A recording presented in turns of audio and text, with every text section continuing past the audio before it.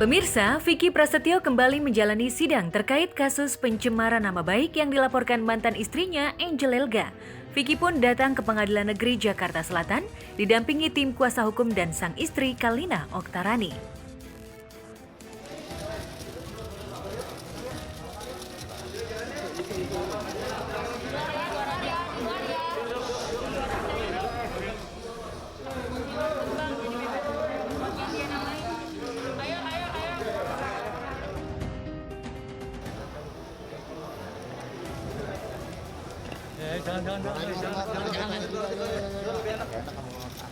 Sekali lagi saya ucapkan juga terima kasih buat teman-teman wartawan masyarakat Indonesia yang selama ini sudah menunggu hasil akhir daripada sidang. Walau bagaimanapun kami memiliki kewajiban untuk menyampaikan bahwa apa yang sudah kami argumentasikan menjadi sebuah fakta hukum yang tidak terbantahkan, bahwa memang seorang Vicky Prasetyo menjadi dari tiga pasal yang dipasang oleh jaksa mengenai undang-undang ITE, kemudian pencemaran nama baik, dan terakhir adalah yang diputuskan perbuatan tidak menyenangkan atau pasal 335. Ya, dalam sidang putusan yang digelar, majelis hakim pun memvonis Vicky 4 bulan penjara dengan dipotong masa tahanan yang telah dijalani, yaitu 2 bulan 10 hari. Kepada jaksa penuntut umum juga yang sudah bersidang bersama kami hampir 1 tahun lebih. Dan tentunya ini perjalanan panjang, walau bagaimanapun hakim sudah memutuskan. Jadi buktinya adalah dengan diputuskannya bersalah saudara Vicky Prasetyo dalam sidang tadi siang dalam dugaan tindak pidana pencemaran nama baik yang diawali dengan tindakan penggerebekan di rumah Angel Elga oleh Vicky Prasetyo dan kawan-kawan. Jadi putusan ini membuktikan Angel Elga tidak melakukan perzinahan sebagaimana dituduhkan atau diberitakan, diinformasikan kepada masyarakat yang lalu, ya, tahun 2018 akhir. Kalau secara manusia ya, pasti pengennya kan kalau bisa putusnya 4 tahun kan begitu. Tapi kembali kita harus gaya lembaga pengadilan dalam putus ini. Toh ada juga upaya hukum lain kan.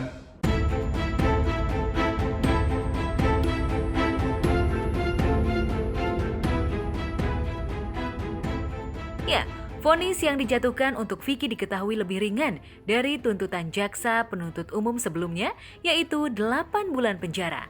Namun keputusan 4 bulan penjara yang dijatuhi untuk Vicky, menurut tim kuasa hukum Vicky belum keputusan final. Vicky dan tim kuasa hukumnya masih diberikan kesempatan selama 7 hari untuk mengajukan banding.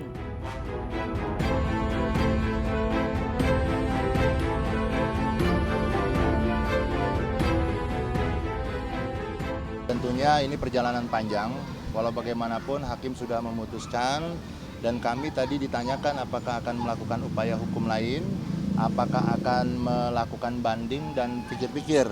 Kami memutuskan untuk coba berpikir dulu apa yang akan kami lakukan selanjutnya selama 7 hari ke depan.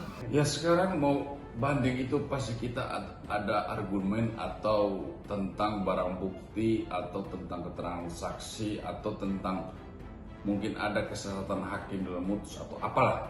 Tapi kalau saya lihat saudara Vicky kan sudah pernah ditahan 2 bulan lebih. Itu sudah bukti kuat. Jaksa tidak mungkin melakukan penahanan atau hakim melakukan penahanan kalau seorang terdakwa itu tidak adanya alat bukti yang kuat. Jadi saya rasa kalau upaya banding oke lah, itu hak ya. Tetapi kalau saya sia-sia. Nggak akan ada seorang istri dimanapun yang bisa menerima suaminya ditahan gitu. Cuma ya balik lagi tadi,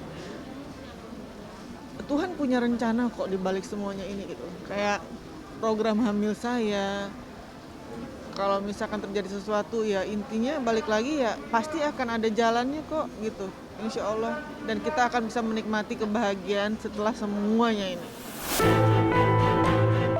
Terkait keputusan sidang, Kalina yang selalu setia mendampingi Vicky dengan rasa sedih mengungkap menerima segala keputusan majelis hakim.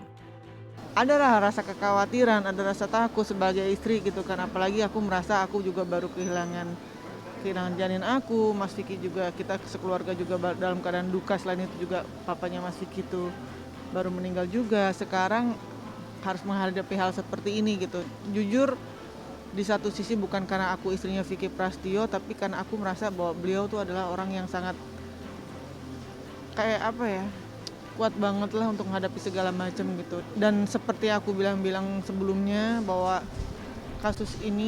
dalam kasus ini suami aku tuh nggak bersalah. Jadi tapi yang pasti suami aku berdiri di jalur yang benar itu aja. Kembali lagi memang dia mau menjatuhkan saya. Dengan kemarin dia dijebak saya, dia jorokin saya dengan teman saya, ternyata dia yang divonis, dia yang dihukum, masih kurang puas.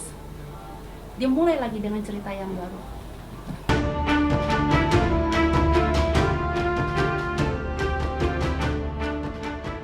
Sebagai istri, Kalina selalu berusaha mensupport masalah apapun yang dihadapi sang suami. Bagi Kalina, Vicky adalah sosok suami yang kuat. Terlebih belum lama ini, Vicky harus kehilangan orang yang dicintainya, yaitu ayahanda tercinta dan calon bayinya bersama Kalina. Dukungan untuk Vicky juga datang dari ibunda tercinta Emma Fauziah. Untuk kesekian kalinya, Emma mendampingi Vicky melewati kasus hukum. Ya apapun putusan, ya sekarang mau dibilang apa gitu ya, kita harus terima aja. Ada rasa kecewa nggak, Bu? Ya pastinya kecewa lah. Yang anak saya nggak bersalah, lagi lihat lihat istrinya di dalam kamar. Setiap manusia dibilang akan mendampingi dalam keadaan senang, itu siapa sih yang nggak mau. Tapi mendampingi dalam keadaan susah, itulah yang nggak semua orang bisa gitu. Dan insya Allah aku bisa mendampingi suami aku dalam keadaan apapun.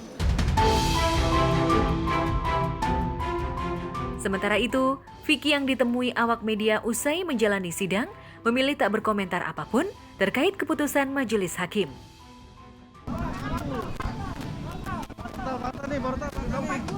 4 bulan Vicky, gimana Vicky? Ada putusannya Bang, Bang. Gimana, Pak? Bang Vicky. Weh, tar dulu. Vicky sedikit. Dari hasil pengadilan gimana Vicky? Berarti sudah bebas ya, Mas? Beliau intinya beliau tuh selalu bilang ke saya, sayang jangan pernah takut untuk berdiri di atas kebenaran gitu. Jadi dan itu pun yang saya pegang dari dulu juga, selama kita benar, buat apa takut? Tuhan itu tidak akan memberikan hambanya melebihi di batas kemampuan hambanya. Dan aku percaya suami aku, kita semua itu adalah orang-orang terpilih yang bisa menghadapi segala macam ujian dalam hal apapun gitu. Jadi Tuhan itu yakin kalau kita bisa menghadapi semuanya. Dan sekarang insya Allah apapun seperti yang tadi saya bilang, keputusan apapun insya Allah kita siap gitu. Kita siap. Ya manusiawi lah ya, ada rasa takut, ada rasa gimana. Cuma balik lagi ya kita harus hadapin gitu. Kita harus hadapin. Saya selalu mendoakan yang terbaik untuk suami saya. Dalam keadaan apapun, insya Allah saya bisa mendampingi dia terus. Dan mau senang, mau susah, karena memang harus seperti itu kan suami istri. Kalau unsurnya biar lebih jelas, biar dibicarakan oleh pihak kuasa hukum saya dan kepolisian. Yang pasti saya kenapa memilih unsur ini yang lebih berat, karena buat saya, buat apa kalau ada diamond, saya memilih perak. Gitu. Saya lebih memilih diamond karena saya harus memberikan efek jerah buat semua orang yang masuk ke dalam rumah saya. Itu kan rumah milik saya. Saya beli sebelum ada mereka, dan mereka numpang di dalam rumah saya. Lalu mereka dobrak saya, mereka jebak saya, mereka fitnah saya. Kan harus ada pertanggungjawaban hukum di sini.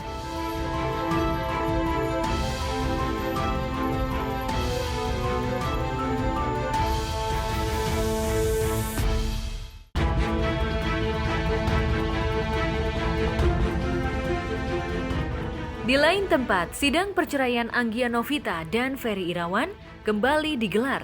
Sidang yang digelar di Pengadilan Agama Jakarta Selatan ini berlangsung dengan agenda replik tanpa kehadiran Ferry maupun Anggia sebagai penggugat. Masing-masing hanya diwakili oleh tim kuasa hukum. Udah cukup kan, prinsipal nggak perlu datang tiap persidangan. Prinsipal cuma perlu datang pas awal, ya kan.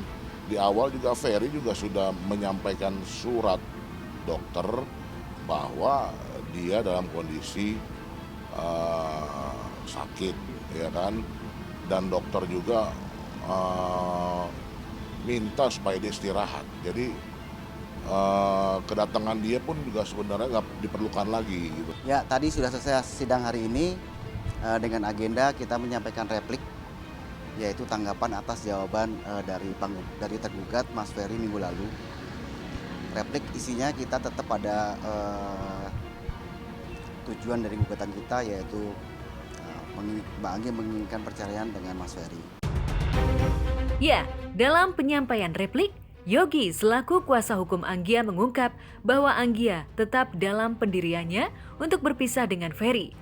Benarkah hal tersebut dikarenakan sempat muncul isu mengenai Ferry yang disebut ingin lekas bercerai karena hendak menikah lagi? Sebetulnya kalau di luar konteks itu mungkin lebih baik ditanyakan ke Mbak Anggi sendiri atau langsung ke Mas Ferry ya. Bener nggak sih dia nikah nih, dia mau setelah bercerai dia mau nikah lagi karena pengen punya anak lagi atau seperti apa? Tanyain langsung aja.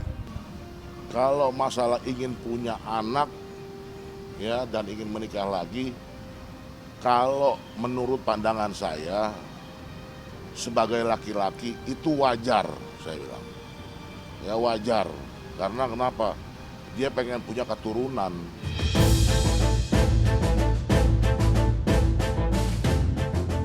Saya lebih tenang karena kalau ada dia malah saya pusing mikirin dia, kerjaan dia, nganggurnya dia di rumah, dia pusing sendiri gitu kan. Karena dia kebanyakan tidur sih di rumah. Cari kerja juga susah gitu kan. Jadi malah keadaan memang lagi susah kan. ya, jadi malah bikin beban Mbak Anggi mungkin seperti itu bisa dibilang. Ya iyalah, sekarang saya lebih lega lah. Ya mungkin untuk menaikkan pamor dia juga, kan dia artis ya, kok saya kan bukan. Kalau artis kan berarti kan orang pada kasih sama dia, memberi dia pekerjaan. Kok saya kan tidak perlu, saya bukan artis. Ya kan, bener nggak? Supaya orang kasihan mau dia. Dengan cara apa itu bela diri dong. Kok saya kan mau bela diri, gimana saya sakit ya kan? Saya pikir gitu, supaya dia makanya tolong supaya dikasih kerjaan lah untuk syuting. Iya, kan dia memang lagi perlu kerjaan. Jadi udah Ya, saya mengambil pisah lah. Buat Ferry juga baik, karena kan dia bilang dia pengen punya anak. Makanya dia minta part 3 kan dia mau kawin lagi kali, ya kan saya nggak tahu. Tapi kan dia harus kerja dulu baru dia kawin kan. Saya tidak akan pernah sampai kapanpun membeberkan atau menceritakan atau mengungkapkan apa yang terjadi dalam rumah tangga saya, baik itu aib, baik itu kejelekan, karena buat saya apapun yang diberitakan kepada saya tidak akan pernah membalasnya. Karena biar bagaimanapun ini adalah perjalanan hidup saya dan Anggi itu pernah menjadi bagian dari hidup saya.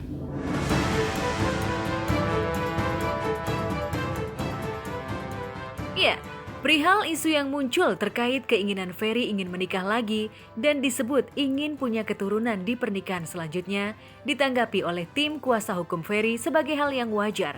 Mengingat jika sudah putusan cerai, maka baik Ferry ataupun Anggia berhak atas hidup masing-masing yang lebih baik termasuk menikah lagi. Dan keturunan itu adalah kan warisan daripada darah dagingnya si Ferry sendiri gitu loh. Jadi otomatis kalau di hari tua nanti ada yang menjaga, ada yang merawat. Ya semua orang juga pasti ingin punya keturunan. Jadi kalau mau kawin lagi itu hak mereka masing-masing lah, ya kan. Yang penting aturan hukumnya sudah terlaksana. Sidang perceraian Ferry dan Anggia akan kembali digelar pada 16 September mendatang dengan agenda mendatangkan saksi yang akan diperiksa dari pihak Anggia. Agenda minggu depan langsung tidak pakai duplik, kita langsung kepada pembuktian dan saksi 2 orang dari Mbak Anggi.